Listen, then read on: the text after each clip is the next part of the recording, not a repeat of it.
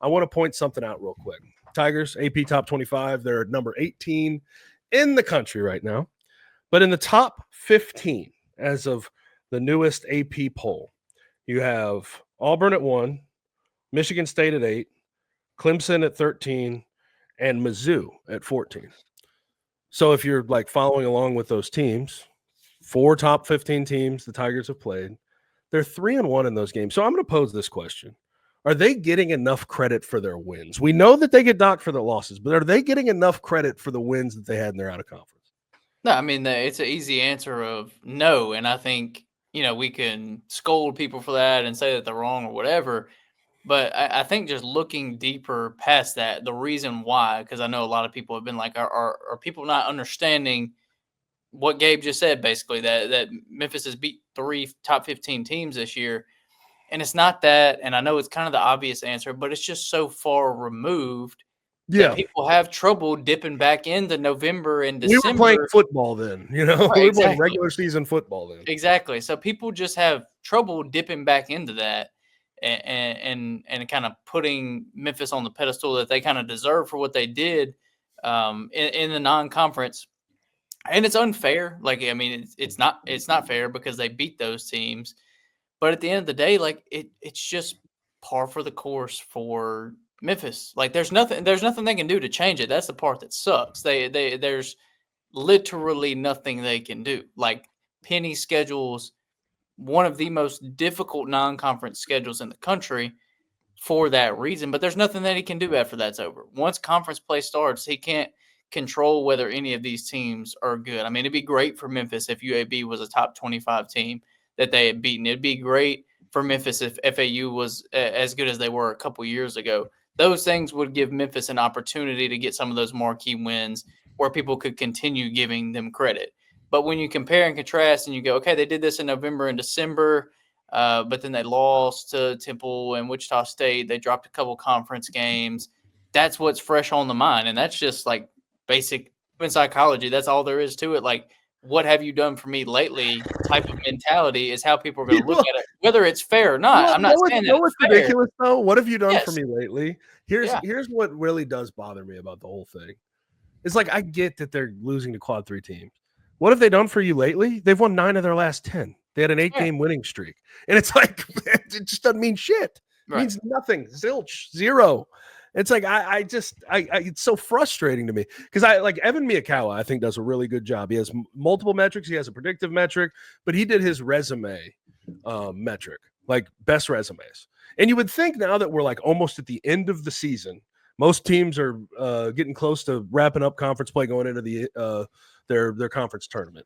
You would think that the Tigers' resume would take a pretty significant drop, right? If the out-of-conference slate was there, they'd be probably top 5. You would figure with all the games that they've added and, won and lost, it would have dropped down pretty substantially, Yeah. They're 14th still in his metric, according to his resume metric, strength of resume.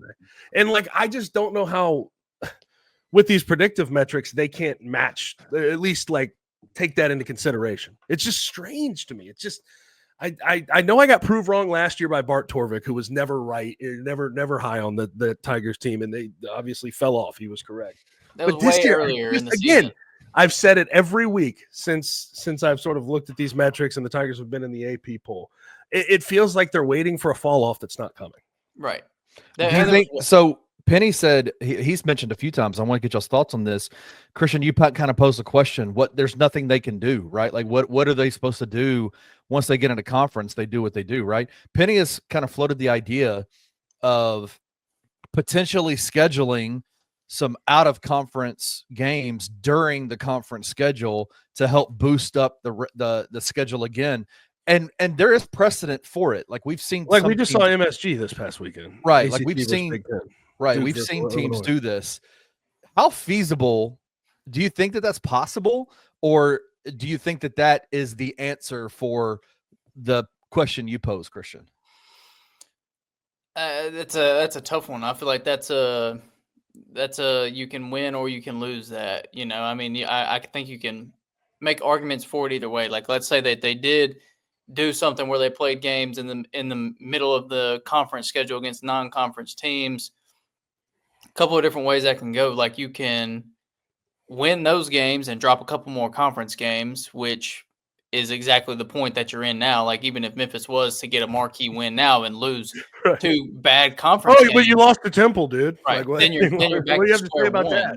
You're back to square one. So, and I could see something like that happening because it's like, the coaching staff would put a ton of focus into that because it's like, hey guys, this is our last opportunity for a marquee win. So all the focus is going there, and then you win that game, but then you drop a game or another 2 games down the road, and then it's back to square one. So I think a lot of people would probably say, oh yes, let's do that. But I honestly think that could be a hindrance to conference schedule. Like let's say Memphis has the conference losses that they had this year and add another one, and then it does nothing. So I just think that you could be, for lack of a better term, more just pissing in the wind doing that than anything else. Like I don't know how much that would. You'd have to find a pretty substantial taker on a neutral site or something like that. It would be really hard to schedule that. Right, especially with because the reason team, with a good team that's in the midst of a very difficult conference schedule, they're just not going to go for that. Well, the reason that like we saw MSG this weekend the way it was, Illinois and Duke, is that's TV appeal to that. A lot of TV appeal, especially with Duke not playing anybody in the ACC. ACC stinks. Memphis doesn't have that same appeal. Right. And I don't know what sort of blue blood or program would sign up for that in the middle of their conference slate. Yeah. I don't see it happen. I actually like the idea that you're posing. I just don't know how feasible it is. I don't know if it's possible. Yeah, but I honestly, any idea to try to break up the monotony of this shitty conference schedule, I'm all for. Any idea, any and every idea.